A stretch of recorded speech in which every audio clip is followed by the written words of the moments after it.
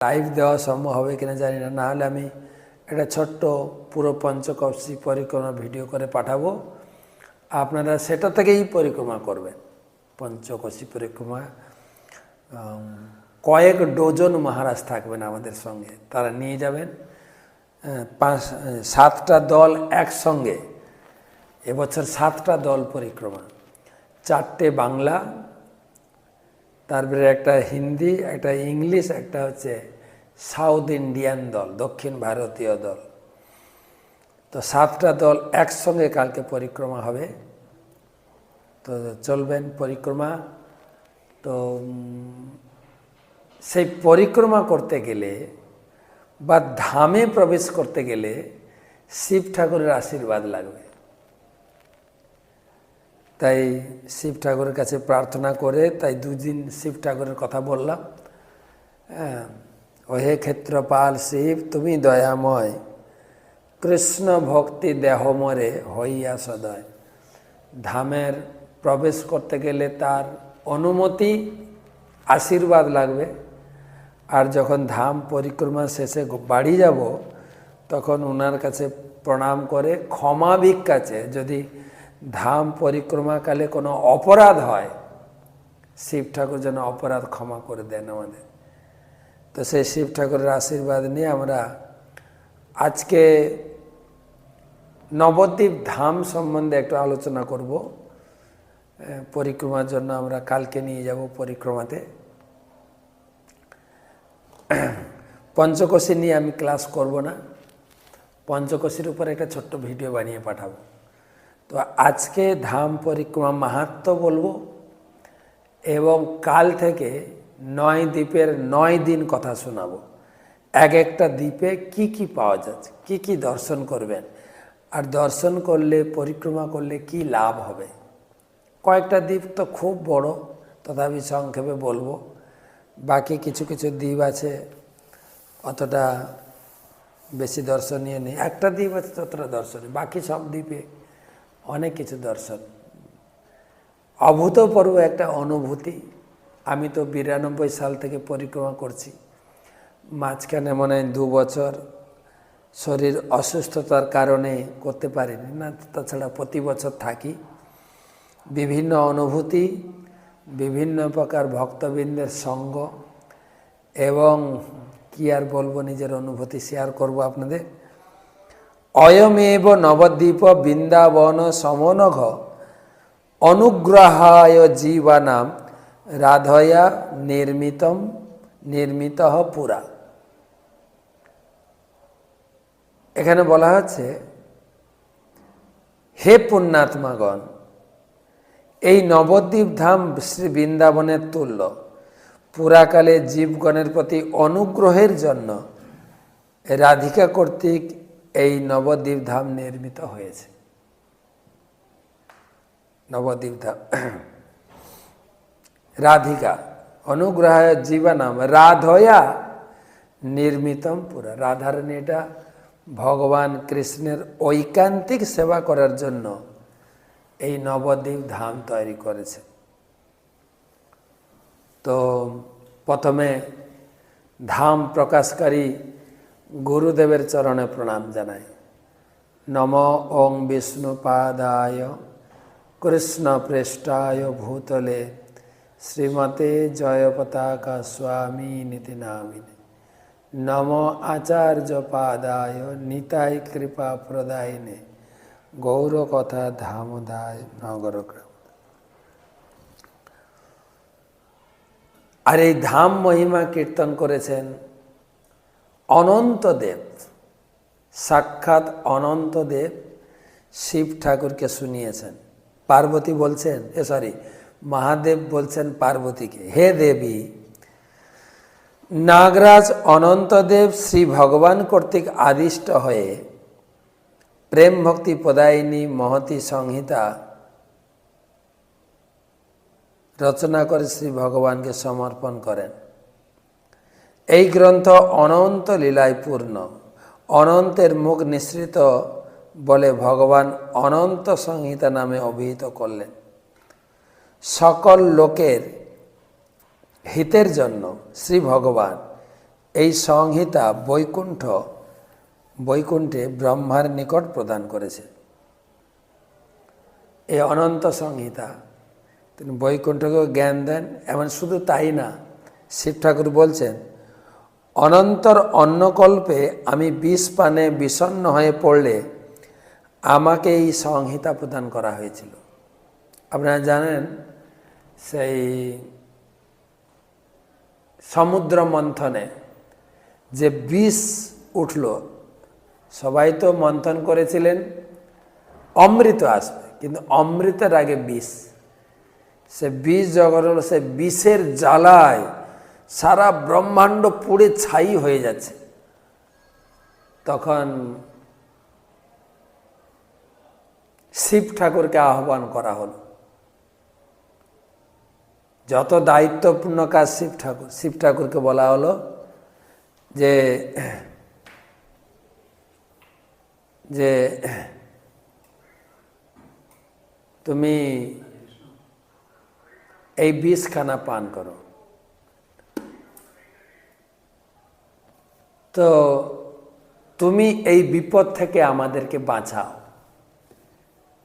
শিব ঠাকুর আশুতোষ আর মঙ্গলময়, জগতের মঙ্গলের জন্য যা করা দরকার তিনি করবেন। তিনিই বিষ পান করে নিলেন। বিষ তো, বিষের একটা রিয়াকশান আছে না, গলায় যখন বিষ প্রবেশ করলো, কণ্ঠ একদম নীল হয়ে গেল, বিষের রিয়াকশান, তার জন্য নীলকণ্ঠ নাম। আর তখন ওনাকে সেই বিষের জ্বালা থেকে ওনাকে রিলিফ, পেন কিলার বলুন না, রিলিফ করার জন্য অনন্তদেব এই অনন্ত সংহিতা শুনিয়েছিলেন। অনন্তর অন্নকল্পে আমি বিষ পানে বিষণ্ণ হয়ে পড়লে আমাকে এই অনন্ত সংহিতা দান করেছিলেন। আমি বিষে দ্রবীভূত হলে ঊর্ধ্বমুখ দ্বারা সুধাসার বর্ষিনী এই অনন্ত সংহিতা ও গৌরাঙ্গের নাম মন্ত্র ঊর্ধ্বমুখে ধারণ করে আছি। এতে আমার স্নিগ্ধ, এতে আমার মুখ স্নিগ্ধ ও পবিত্র হয়েছে। এবং শুধু তাই না, দুষ্ট জীব মোহনের জন্য কৃষ্ণ নিন্দাজনক মায়াবাদ প্রণয়ের যে পাপ সঞ্চয় করেছিলাম, তা থেকে আমি মুক্ত হয়েছি।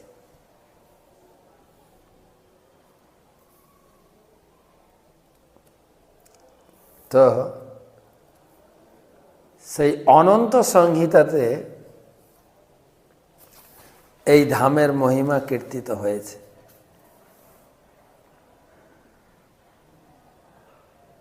একটা শ্লোক বলি, হরিহি শ্রীমৎ রাধা দূতি কবলিত পার্ষদ বৃত শোচি গর্ভদভূত কলিকলুষ নাশদ্দত মনা যথা নামনঃ সংকীর্তনমতি পবিত্রম সমকরোত নবদ্বীপং বন্দে তমিহ পরমানন্দ নিলয়ম।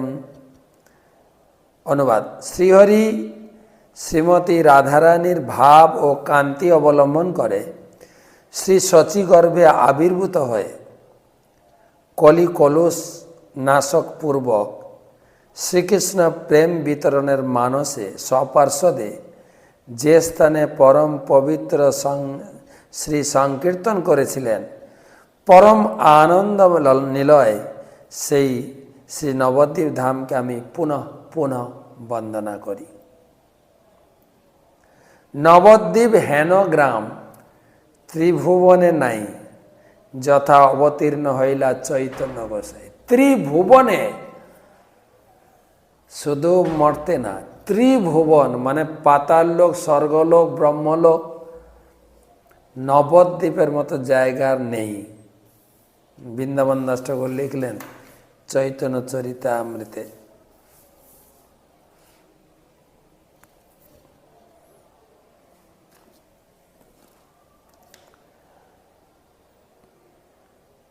বৃন্দাবন ধামে শ্রীকৃষ্ণ যেরকম রাধারানীর সাথে বিহার করে থাকেন, তদ্রূপ একসময় শ্রীকৃষ্ণ দেবী বিরজার সঙ্গে বিহাররত ছিলেন। তৎকালে সখীমুখ শ্রীমতী রাধারানী ওই সকল বিষয়ে অবগত হয়ে শ্রীকৃষ্ণ সমীপে আগমন করলেন। শ্রীকৃষ্ণ ওই সময় শ্রীমতী রাধারানীকে আগমন করতে দেখে বিহার স্থল হতে অন্তর্ধান হলেন, আর বিরজা দেবী তখন নদী রূপ ধারণ করলেন। শ্রীমতী রাধারানী তথায় উপস্থিত হয়ে শ্রীকৃষ্ণ বিরজা দেবীকে দেখতে পেলেন না। তিনি মনে মনে এ বিষয়ে চিন্তা করে সখীগণের সহিত গঙ্গা যমুনার মধ্যবর্তে সমাগত হলেন। অনন্তর শ্রীমতী রাধারানী ওই মহৎ স্থান নির্মাণ করলেন। সেই স্থান লতা বৃক্ষ সকলে সমাকীর্ণ, মৃগগণ পরমানন্দে তথায় বিহার করছে। ভ্রমর গুঞ্জনে পরিপূর্ণ, মল্লিকা মালতী জাতি প্রভৃতি সুগন্ধি কুসুমে সুশোভিত, পরমানন্দময় তুলসী কানন ও চিদানন্দময় বিবিধ কুঞ্জে পরিশোভিত। শ্রীমতী রাধারানীর আজ্ঞায় গঙ্গা ও যমুনা সেই ধামের পরীক্ষারূপে নিরন্তর বর্তমান আছে। তাদের তটদেশে সলিল সুস্নিগ্ধ সুগন্ধে যুক্ত, সেখানে বসন্তকাল নিত্য বিরাজমান। পাখিগণ তথায় নিরন্তর সুমঙ্গল শ্রীকৃষ্ণ নাম কীর্তনরত। এ প্রকার সুন্দর পরিবেশে তত্র শ্রী রাধিকা দেবী বিচিত্রাম্বরম ভূষণা গোবিন্দ চিদ হরণ রেম বেণুনাম মধুরম জগৌ তদ্গীতম মহিতমতি শ্রীকৃষ্ণ রাধিকাপতি আবির্বভূব দেবেশি স্থানে তত্র মনোরমে দৃষ্টিয়া তম রাধিকা কান্তম শ্রী রাধাকৃষ্ণ মোহিনী প্রগৃহ মা প্রাণিনাম পাণি মহানন্দম জগামহ। শ্রীমতী রাধিকা দেবী সেই স্থানে বিচিত্র বসনে ভূষিত বিভূষিতা হয়ে শ্রীকৃষ্ণের মনোহরণের জন্য সুমধুর সঙ্গীত পরিবেশন করলেন।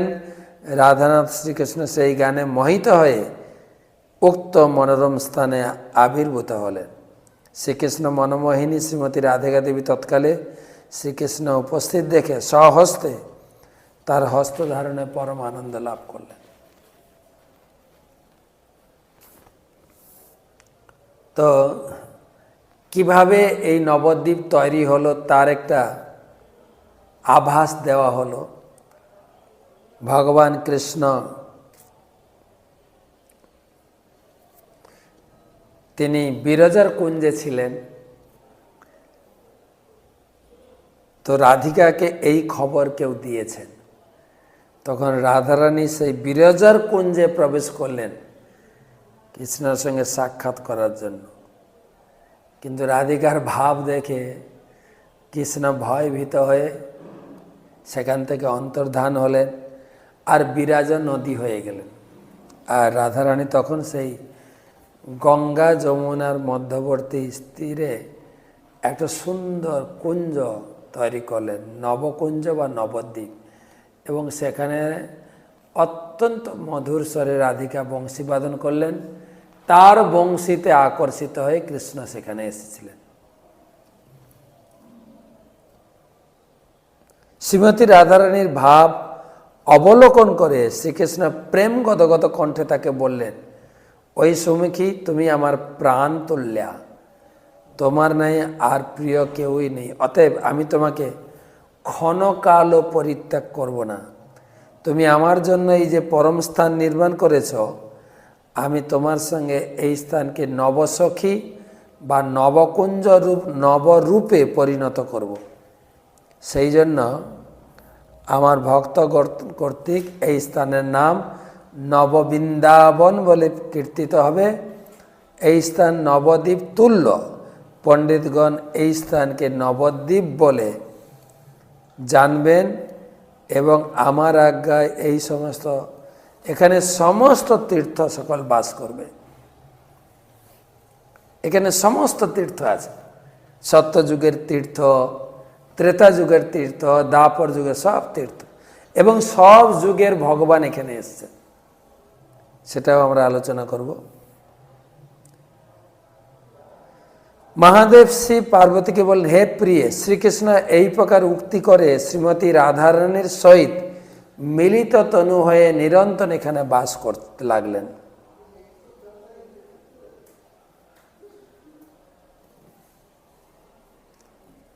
শ্রীমতী ললিতা সখী ও অন্তরে কৃষ্ণ বাহ্যদশে গৌর রূপে যুক্ত হয়ে এক অদ্বিতীয় পরম সচ্চিদানন্দময় বিগ্রহ দর্শন করে নিজের রমণী রূপ পরিত্যাগপূর্বক গৌরহরি সেবার জন্য তার প্রীতির জন্য পুরুষ রূপ ধারণ করলেন। ললিতাও পুরুষ রূপে হয়ে গেলেন স্বরূপ দামোদর। আর তখন বিশাখাদি অন্যান্য সখীগণ ললিতাকে পুরুষ রূপ দেখতে করে সহসা সকলে পুরুষ রূপ ধারণ করলেন। আমরা আমাদের মন্দিরে কোনো কোনো অনুষ্ঠানে আমরা নাটক প্রদর্শন করি স্টেজে। আমাদের যে ইউথ ফোরাম বিভাগ আছে তারা তাদের দলে কোনো মেয়ে রাখেন না। মেয়ের কাজগুলো তারা নিজেরা মেয়ে সেজে নাটক করেন। এখানে একটু বিপরীত দেখছি। মহাপ্রভু বৃন্দাবনের সমস্ত সখী গোপী মহিলাদেরকে এখানে পুরুষ শরীর দিয়েছেন, দিয়ে হরিনাম প্রচার। ললিতা হয়ে গেছেন স্বরূপ দামোদর, রাধারানী গদাধর, বিশাখা রায় রামানন্দ, সব আসবেন লিস্ট।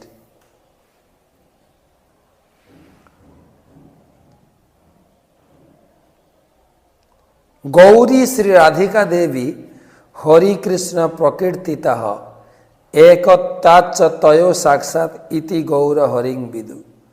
অনন্ত সংহিতাতে ললিতা আদি যে সকল সখীগণ বৃন্দাবনে রাধাকৃষ্ণের সেবা করেন, নবদ্বীপে তারাই পুরুষ ভক্তরূপ ধারণ করে সর্বদা আনন্দের সহিত শ্রী রাধাকৃষ্ণের মিলিত তনু গৌর হরি সেবা করেন, যা বৃন্দাবন বলে খ্যাত। আর এই এক স্বরূপে নববৃন্দাবন বা নবদ্বীপ বলে খ্যাত। বোঝা গেল নবদ্বীপ কেন নাম হলো। জয় এব রাধিকা কৃষ্ণ সে অব গৌর বিগ্রহ যচ্চ বৃন্দাবনম দেবী নববৃন্দাবনম চতত।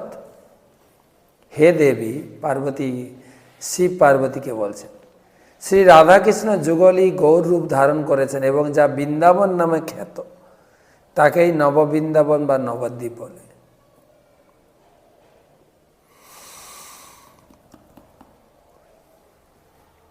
এই নবদ্বীপ ধাম হয় সর্বধামসার, শ্রী বিরজা ব্রহ্মধাম আদি হয় পার। বৈকুণ্ঠ পর শ্বেত দ্বীপ শ্রী গোলক, তদন্তে গোকুল বৃন্দাবন কৃষ্ণ লোক। সেই লোক দুই ভাবে হয়তো প্রকাশ, মাধুর্য ঔদার্য ভেদে রসের বিকাশ।